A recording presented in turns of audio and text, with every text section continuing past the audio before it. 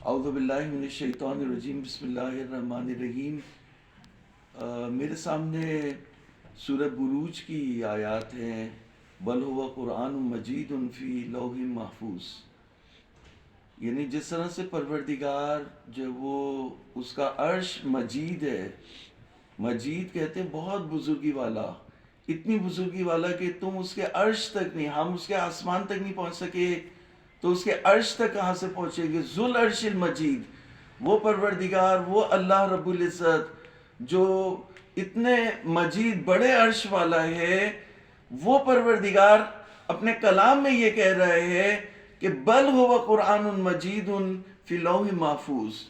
تو کہا کہ بل الذین کفروا فی تکذیب، جو لوگ کافر ہیں وہ اس قرآن کو جھٹلا رہے ہیں، لیکن ان کے جھٹلانے سے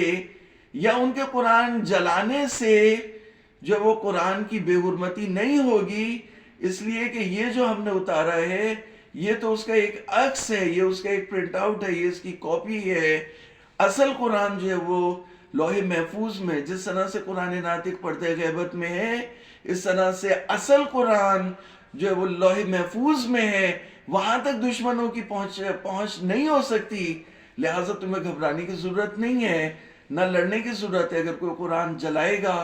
تو وہ خود اس دنیا میں بھی چلے گا اور آخرت میں بھی چلے گا۔ اور ہم یہ جو مغربی قوموں کے قرآن کی توہین کرنے پر جز بز ہو جاتے ہیں، تو وہ انہوں نے ہمیں پیغام دیا کہ آپ تو خود اپنی مسجدوں میں قرآن کو جلا رہے ہو، تو جب آپ اپنی مسجدوں میں، جب بہت سی امام بارگاہوں میں قرآن جلے، بہت سی مسجدوں میں ابھی بھی جو ہے وہ قرآن دھماکہ ہوا تو جلے،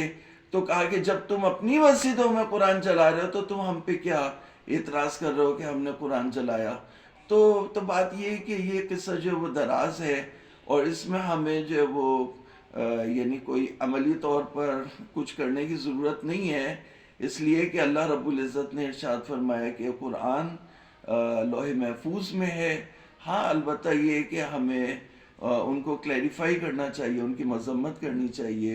پرزور مذمت کرنی چاہیے کہ انہوں نے ایک غلط کام کیا اور وہ اللہ کے عذاب کا شکار ہوں گے۔ پروردگار ہمیں قرآن کو سمجھنے کی توفیق عطا فرمائے۔ السلام علیکم ورحمۃ اللہ۔